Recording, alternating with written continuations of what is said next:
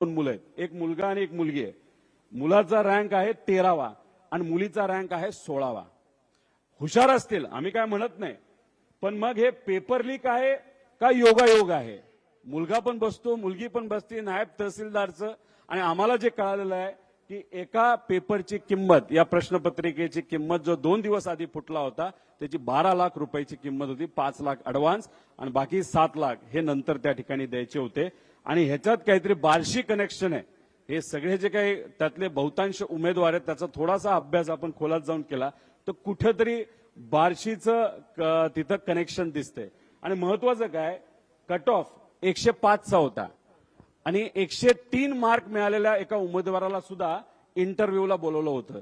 हे का बोलवलं, कोणामुळे बोलवलं, कोणाचा दबाव होता, कोणाकडनं प्रेशर दिलं गेलं का, ह्याच्यात वेगळे व्यवहार झाले हे सुद्धा त्या ठिकाणी आपल्याला बघावं लागेल. पुढे आता ह्याच्यामध्ये काय काय बघायचंय, अकॅडमिक कमी असेल पण स्पर्धा परीक्षेत चांगली कामगिरी करून जातात असे उदाहरणे तसं बघितलं तर फार कमी असतात. म्हणजे 10वीत फार काटाली पास झालाय, 12वीत एकदा नापास झालाय, एकदा पास झालेला आहे आणि तो एमपीएससी मध्ये खूप भारी करतो असे फार 1% खालचे उदाहरणं आहेत.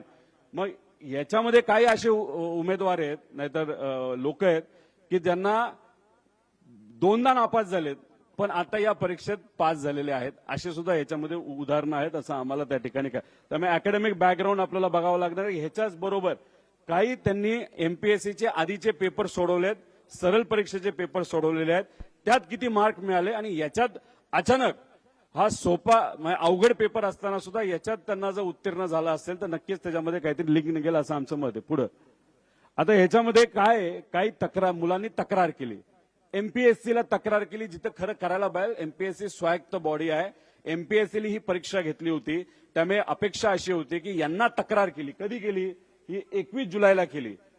रिझल्ट आला कदाचित 24 जुलैला, म्हणजे किती दिवस आधी, 2 ते 30 दिवस आधी, रिझल्टच्या आधी तक्रार केली एमपीएससीला.